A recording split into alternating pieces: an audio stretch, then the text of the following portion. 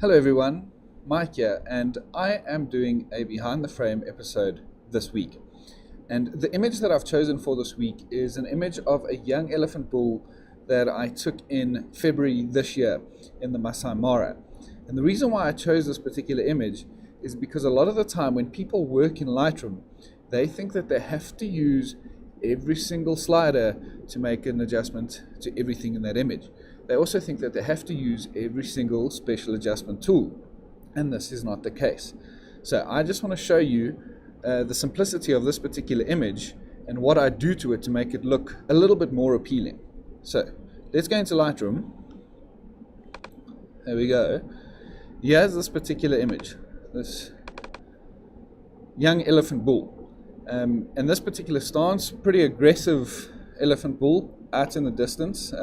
He might have just been pushed out of the family, out of the herd, forced to live alone, and he's quite unhappy. So everything that came across him may have been vehicles, buffalo, rhino. He got pretty aggro with them. He didn't like the presence of them too much. But let's have a quick look at the information in this particular image. There we go. Alright, so you can see February of this year.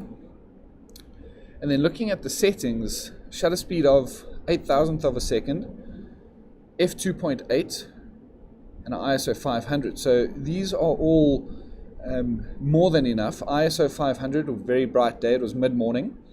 f2.8 worked fairly well to get the whole elephant in focus. And the reason for this is because the elephant was quite far away from the vehicle, so I could get away with the f2.8. And the great thing with that is you can see in the background the Olololo escarpment, or the foothill of it, is nice and blurred out, and then a shutter speed of 8,000th of a second, which is, for this particular scene, way too fast. So I could have even dropped my ISO, but there was no real need for it. You'll see the lens that I used was a fixed 400mm f2.8 prime lens, and this is still the raw and undeveloped image. Great, so like I mentioned in the beginning of this episode, is that there is not a hell of a lot that you need to do firstly, and that I'm going to do in this particular image. So what I'm going to do firsthand, and I do this to all my images, hit the letter R, it takes you straight into the cropping tool, and I just want to crop this image slightly. And the reason for this is, as you'll see there, I've now cropped the image. I want to get these power points here where your rule of thirds, where these lines intersect, or what they refer to as power points. And you can see one is almost utilized, but one over there and one over there are being utilized. And it is just believed that this is going to make more of an appealing looking image if you make use of these power points. It doesn't have to be spot on, but the closer these power points are to the main areas of your subject, the better. So that's the crop I want to do. I don't have to straighten the horizons at all. Let's look at clone and heal. Maybe there's something here, but I highly doubt it. So we go down to visualize spots. Yeah, there's no dust spots there. This camera came out of a service just before the safari. The shortcut to this is pushing A or visualize and take it away, and Q will take you back out, or Q again back into spot removal.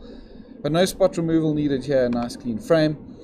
And now we're going to run through the basic, all the globalized adjustments for this particular image. You can see my histogram looks pretty well, nice and bright, so highlighted and peaks in the highlights and exposure region of the histogram, but a well exposed image. There's nothing burnt out, no darks or blacks burnt out. So what I'm going to do here is go into basic and just ensure that I've got true whites. By pushing and holding Alt and clicking on the little button, you'll see that all the white or highlighted areas now, the colorful areas, are areas where there are true white in this image. So I can pull this left until I only see a few specks, and you can see where the tusk initially was, and then I can let go of everything because there is true white in that bit of speck in the region up there. We're going to do the same for black. Push and hold Alt, click the button, and start pulling left until we start seeing a few specks. And this is going to tell us that there is now true black in this image. Lastly, what I will do in basics, because white balance looks good, exposure, contrast, everything looks great, I'm just going to up vibrance a little bit, just to enhance the color in the scene a bit. And already now, if I hit the letter Y, you're going to see the before and after image, and you can already see these areas have a lot more color within the frame, and the contrast on the elephant also looks quite a bit greater. Hit Y again, takes you out of before and after.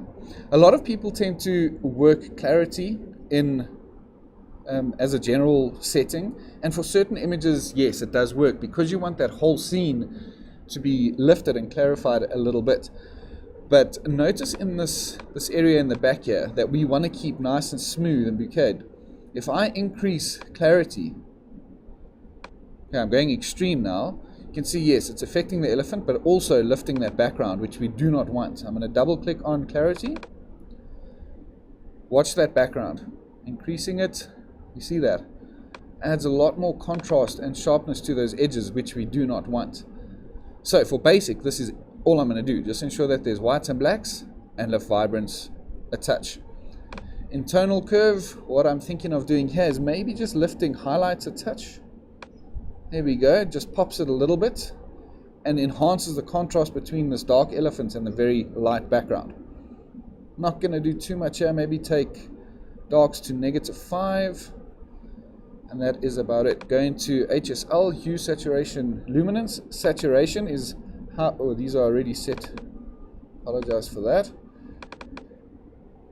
But this saturation is how orange the orange is, or how green the green will be. So I'm going to increase oranges a touch, yellows a touch to affect that grass, and then up the green as well, because there's some greenery in that grass and in the trees at the back. Luminance is how dark or how bright these colors are. So if I go all the way right, you'll see the orangey areas lighten up. If I take it all the way left, you'll see the orange areas darken a little bit. So all I'm going to do here is lift that a touch, as well as the green, just to pop it ever so slightly. And then lastly, for the general adjustments, I'm just going to add a little bit of sharpening to this image. Not much. Now pushing and holding Alt and then clicking on the masking button, you'll see the whole image goes white. The further I pull it right, the more black gets added to this image. So now only the white areas of this image is going to get the sharpening tool added to it. So this looks good, the elephant, the grass in the foreground, and almost nothing in the background. That looks perfect to me. I don't need to do noise reduction because it was a bright day, low light, a bright day, a lot of light, and a low ISO. So I do not have to use color noise or luminance noise, because there is no noise in this particular image. And that is about it for the globalized adjustments. I do not want to add a vignette because I don't think it'll be beneficial to this particular image. The last thing I will do is take my special adjustment brush, make sure that everything is on 0. I'm going to double click effects. I'm going to check my feather, my flow I can bring down to about 65, and my density up to about 70. Start brushing the elephant. So if I push O, it takes that overlay away. If I push O again, it brings it back. So here I literally just want to brush this part of the elephant. Obviously your eyes get drawn to the sharpest and clearest parts of the image. So I'm just going to do a rough brush on this guy here to then increase clarity and sharpening a little bit more just on the elephant, because now only the green areas, the overlaid areas that we can see where I'm brushing, is going to get the special adjustment tool added to it. Under his chin a little bit. Okay, so this is quite rough, but that looks good enough. And then what I can come and do here is increase, just push O, get the overlay off. But what I can do here is just increase clarity a touch on the ellie, maybe a little bit of shadows to lift that face a touch, and then a bit of sharpening just on that elephant. If we want to now see what the effects of this brushed area is, this little button down here, you can click that on and off. You can see how it just pops that face ever so slightly. So I've taken it off where it goes darker, put it back on, pops it up a little bit. Alright, so I think that looks perfect. I'm going to say done. I'm going to hit Y for you. You can see the before and after image. And this just proves to us that you do not have to use every single slider within the develop module. You do not have to make an adjustment to every single thing within the globalized or special adjustment tools. Because to me, I'm going to push F. You can see the full image. To me, this image looks perfect the way it is. It needs nothing else and literally a quick 5-minute edit and we are done. I hope that this helps, and I hope that it also motivates you to do a little bit less to your images, because often less is more. You don't have to overwork the sliders in Lightroom. And yeah, if there are any other images of mine or the rest of the Wild Art team that you would like to see a behind the frame episode on, please do email me, get in touch. I look forward to hearing you, and I look forward to seeing you in future episodes. And that's it from me for this time. Cheers for now. Goodbye.